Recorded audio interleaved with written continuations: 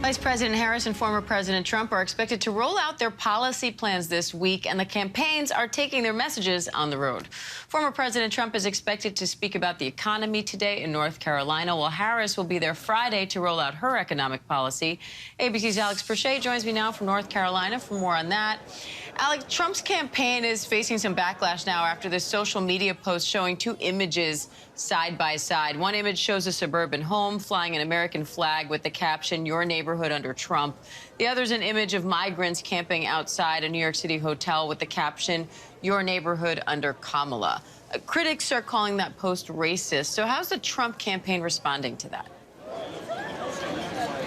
Well, Diane, I mean, this is rhetoric that they've put forth before. It's certainly not anything new. But as you mentioned, this is being widely condemned. The NAACP already out with a tweet blasting this post, saying, "Don't take our word for it. They're showing us all just how racist they are. This is what is on the ballot this November." We also heard from Bill Burton, who's a former deputy press secretary for President Obama, who says, well, it didn't take too long for the Trump campaign to get to the openly racist part of their effort. But Diane, this raises a bigger question about some of this outreach that we've seen the Trump campaign try to make, especially to communities of color, specifically the black community.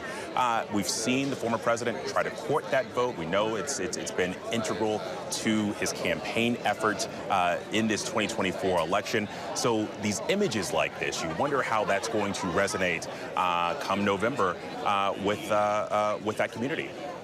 Now, Harris's running mate, Governor Tim Walz, meanwhile, is facing some criticism for claiming he was the first union member on a presidential ticket since Ronald Reagan. Now, former President Trump was actually a SAG-AFTRA member when he was president until he resigned after January 6th. So do you expect to hear more on that from Trump today and in terms of Walz's misstatement there? And how critical is union support in this election?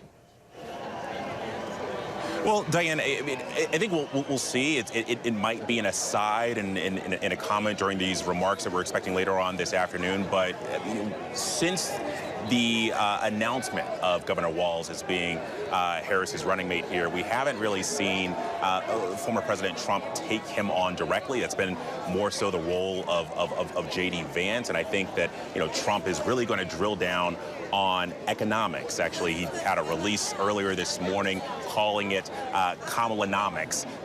Listen, we know that he's going to tout these Trump tax cuts. We know that he's going to tout these Trump tariffs. Also, some of these rollouts for rolling back taxes on tips. This is something that this crowd tells me it's issue 1A for them, the economy, and so we're expecting him to really double down on that.